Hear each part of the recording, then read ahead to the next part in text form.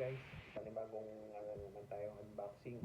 Yung sinabi ko nung nakaraan, ah yung rad na in-order ko galing Spain. Dumating na siya.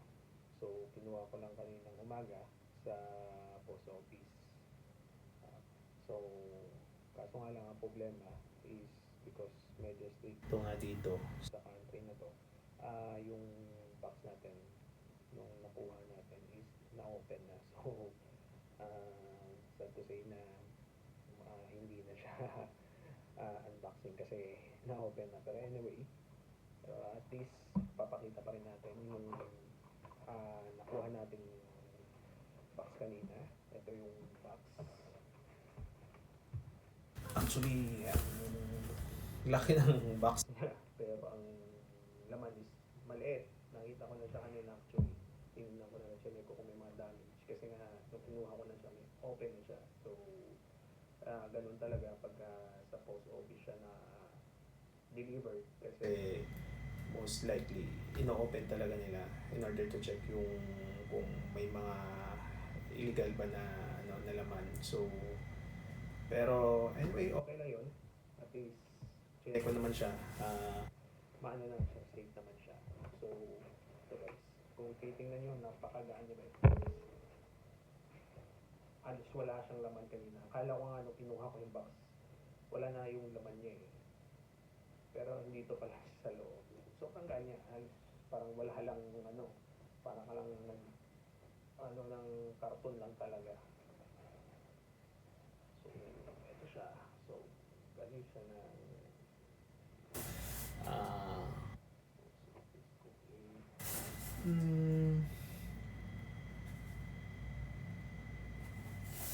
galing siya ng Spain. So, duman siya ng Netherlands. So, from Spain, duman ng Netherlands, papuntang Kuwait. So, open na natin guys. So, kita nyo, open na yung box.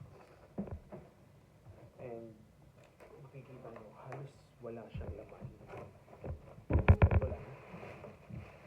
Actually, pagkakalam ko, ito, nakabalot. Ito dapat eh. Nakabalot sa rad to. Kaso nga lang, inopen nga talaga nila ng sobra. Para makita nila yung laman. Ayan. Ano yung nakababoy na wrap siya. Kaya, hindi ko alam kung safe din talaga to. Kung mapoprotection ba talaga. Siyempre, sa mga pag nadaganan, lupi-lupi, so, ano, pero yung paglagay nila, actually, hindi talaga masyadong safe paglagay nila. Kasi bubble wrap lang yun nila. Sobrang malaki yung space sa loob. Then yung karton is hindi masyadong matigas. Hindi kaya mag-support ng kung mapapailalim siya, then nadadaganan. So, yun ang mahirap din. Kasi madadamage talaga yung item sa loob. Kasi ang protection sa loob is bubble wrap lang. And wala siyang styrofoam. So, kita nyo halos walang laman. Ito lang yung rad mismo. Wala siya. So, bali yung sinabi ko nga, yung in-order natin rad is Tormentor 2 travel rad. Siya. Abu Garcia siya. Ayan. So, light action to. Light na open natin to. Ito. Mababasa nyo light. Yung power na light. Light action. Yung mode niya fast. Ito. Pero kung makakita nyo to guys, yung rad na to, sobrang gaan. Napakaliit niya. Totoo lang. Napakaliit. Bali parang hindi ko talaga siya na-expect na ganun talaga siya nipis. Ganun kaliit. So, open na natin. So, bali 3 section to. So, ito yung ano niya. Yung first. Ito na natin to. Ito na yung ano siya, naka-port handle siya. And pangalan. Kung titingnan nyo guys, sobrang liit niya. Halos, ano lang to? Paano to? Halos, ano lang, yun. Halos hindi pa siya umabot ng 1 metro. Yung putol niya, ito yung perception niya. Yung ilalim. Ang gaganda nito is may ano na rin siya. May, ewan ko ng tawag dito. Pero yung ano sinasabitan ng lure when it comes naka-setup na yung rod mo. And ito yung pangalan niya. Tormentor Travel Rod. Okay. Tormentor Travel Rod. Ito yung specs niya. 6 feet. Ayun, mababasa pa to. Ito mababasa. Yan natin muna.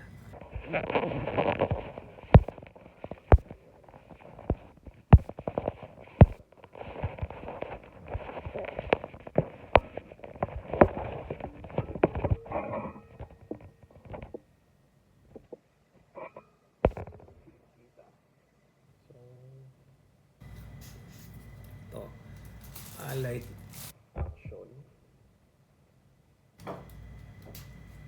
Okay, light action. Then 6 feet siya. 138 centimeter. Then yung lure niya capacity 4 to 12 grams. Okay. Yung mode niya fast. So makikita niyo sobrang nipis niya guys. Sobrang nipis. And ang kaganda nito is sobrang solid. Actually hindi ko siya in-expect na ganito talaga siya kanipis. Kasi akala ko nga yung laki, yung lapad nito is siguro mga kamay ko, mga daliri ko. Kaso nga lang, ito, tingnan siya kung gaano siya kanipis. Mas malaki pa yung daliri dito. And how much more yung sa dulo mismo. Actually solid na rin yung ano yung sa ano yan yung yung tawag dito kung saan yung sinusuksok yung dugtungan niya solid hindi siya hollow. So usually matatawag na rin itong ultralight ink. So kunin natin yung second section. Okay. Yung second section niya, section ito. Tormentor, Apo Garcia, spinning rod. So ano to, stainless ring, pero I don't know kung kasi wala rin naman ako masyadong knowledge regarding sa Fuji ring.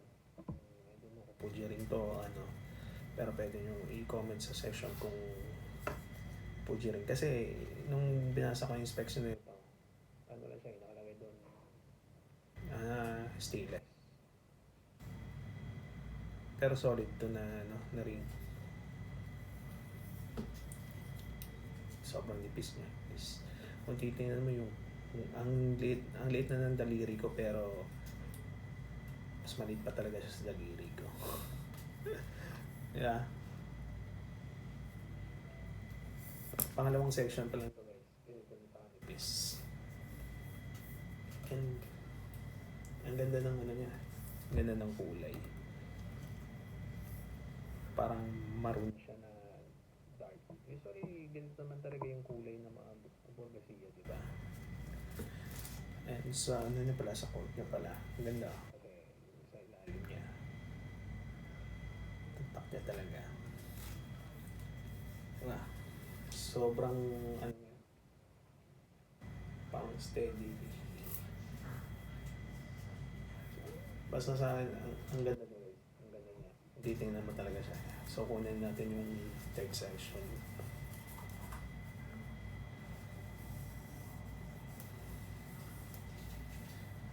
Ayan. Ito yung third section niya. So, kung tignan mo, sobrang nipis rin yung third section niya. Halos, ano na?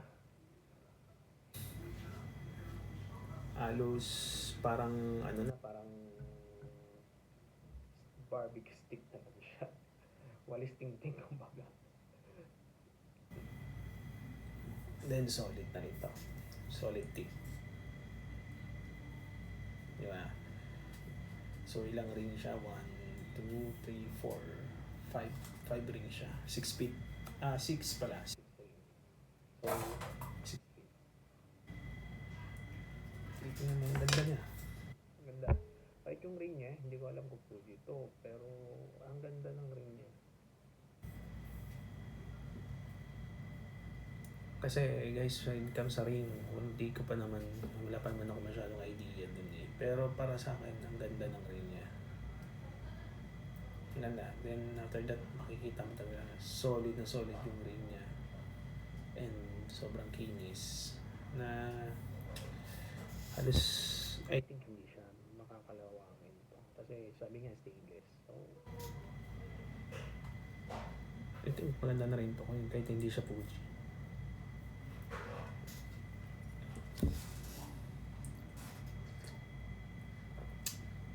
So, habang nag-unboxing tayo, nagtsatsaring tayo. Then, try natin lutuin guys. Kung kalalabasan.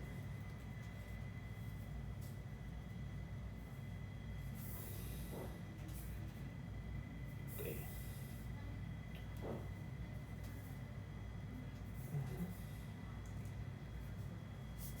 Parang nakakatakot nga lang siya idugtong kasi ano, napakaliit. So, parang parang nakakapanibago. Kasi baka sumama dali.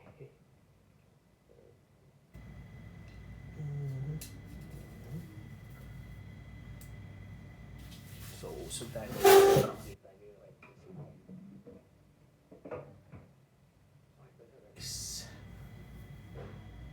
Ba, ganda niya. Sobrang nipis. And kung ipapatik mo siya, ang ganda. Try natin tanggalin to yung ano niya. Kasi sabi nga nila, pag maganda din yung rag, dapat balance. Nagbabalance siya. Yan, tagayin natin to. Ang ganda guys. Tingnan nyo. Pass action. Ang ganda ng ano yan, ng sensitivity niya. Para sa akin na, kahit hindi ko pa siya na-testing, I think maganda siya. Parang excited na ako i-testing. So, kaso nga lang, ito sa inyo hindi ko natin pwede i-testing ngayon kasi sobrang lumig na yun dito. So, hindi tayo pwede mumigwit kasi baka kasakit tayo sa pamilya. Sobrang lamig kasi. Taglamig na rin kasi winter ngayon sa Kuwait. So, medyo mahirap na mamimit. So, ito. Transaction. So, anyway, 6 feet. Okay. Try natin yun. So, 6 feet. So, ang pass niya. Ang ganda. Ang pass.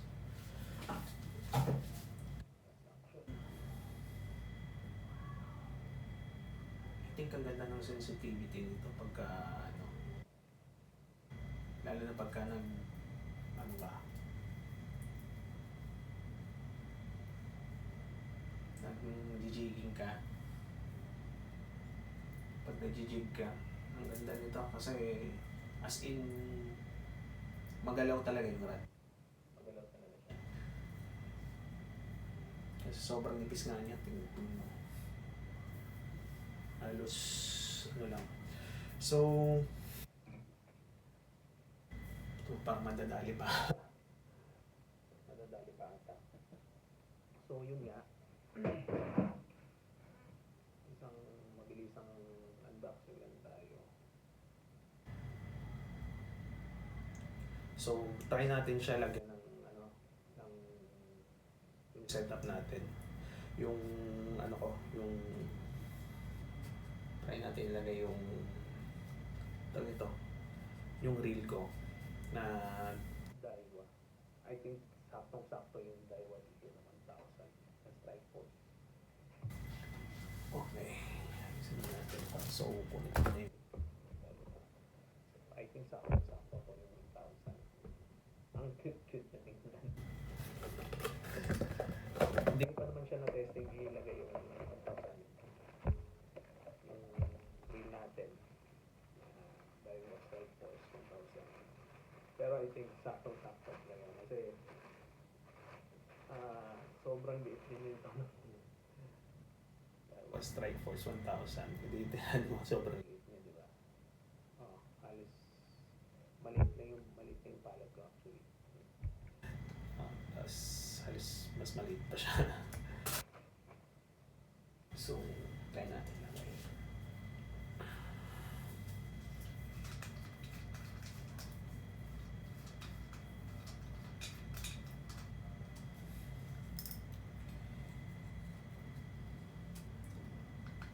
Anyway guys, yung ano pala, yung ito, solid plastic.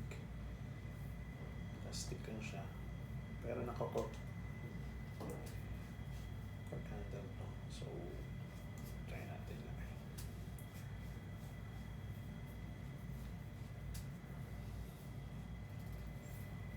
So, oh yeah.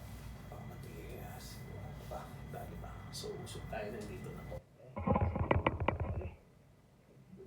So ito na guys. Diba? Ganda niya. Sakto yung ano, sakto yung ano ito. Sabi nila pag ano daw, pag balance daw. So, ibig sabihin, maganda yung run. Pero I think Hindi ata magbabalance to. pag dito, masyadong mabigat yung ano. Hindi nga siya magbabalance guys, kasi masyadong mabigat yung rail. Sobrang liit na nito ng rail strike force 1,000 lang to. So sa nakakaalam ng strike force 1,000, diba, sobrang liit lang niya. So mas ano, mas mabigat pa yung rail nito. Pero ganda sumakto yung setup natin. So I hope sumakto din yung ibang ano natin, ibang setup. So yung rod nga pala to guys, ano to guys, tawag nito, sobrang gaan niya. Halos Parang wala kang hawak. Parang ano lang, parang humawak ka lang ng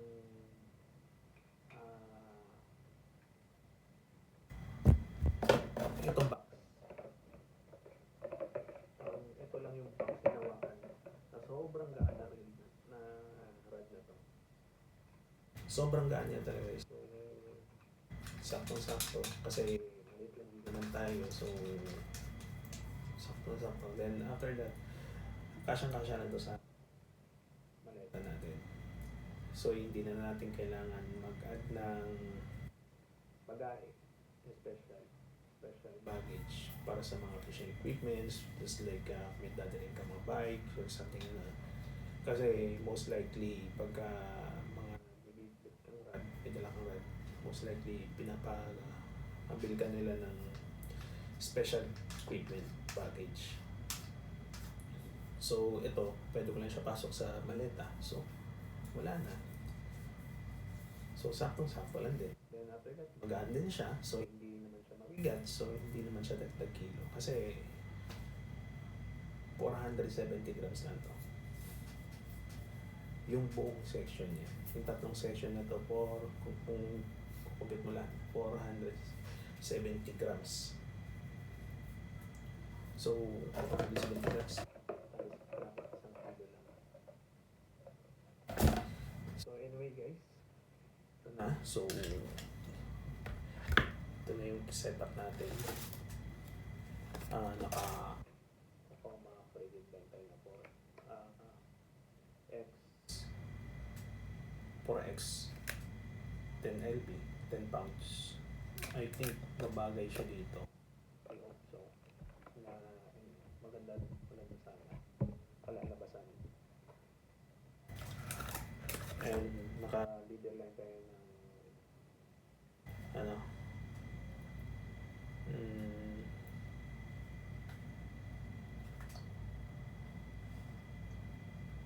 Fluorocarbon pang 7 kilos. Ito, ang main line natin is 4.5 kilos. Ito na 7 kilos. So, sabi ko nga parang masyadong malayo yung agwat nila nila. 4 to 7.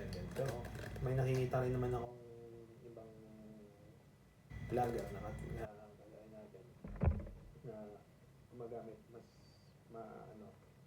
mataas yung ng leader line compared to main line. Tapos, actually hindi ko set up to sana sa dito. So, isa ko tong rod. Kasi 60 grams lang siya. Spoon type. Na Savage. Spoon type Savage. So, para to sa isa kong rod. Sa isa kong setup. Kasi 100 to, yung reel nun is, yung rod nun is 100 to 300. So, pinilang ko lang siya ng 60 para saktong-sakto.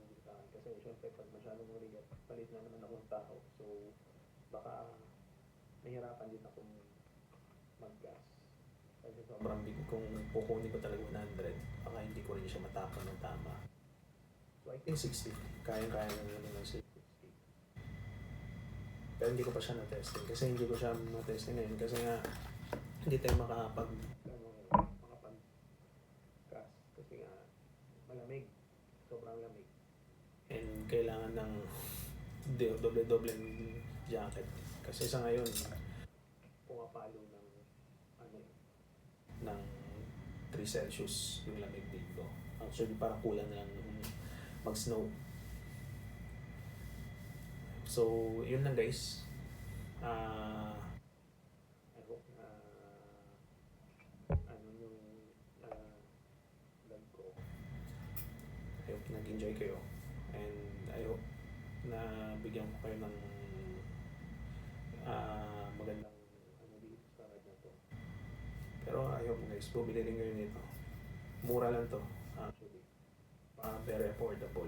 Kasi nabili ko lang to is 9KD. 9KD plus lagay natin 5KD for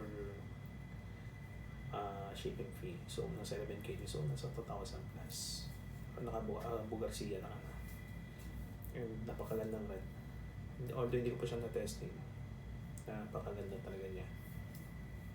As in, maano mo talaga na solid na solid siya tingnan. Pero anyway, hindi pa natin na-testing. Pero when it comes sa tsura niya, sa sa physical niya, maganda. Sobrang liit na niya. Anyway guys, thank you sa panonood ulit ng aking channel. Baka i-hit nyo lang yung subscribe and likes.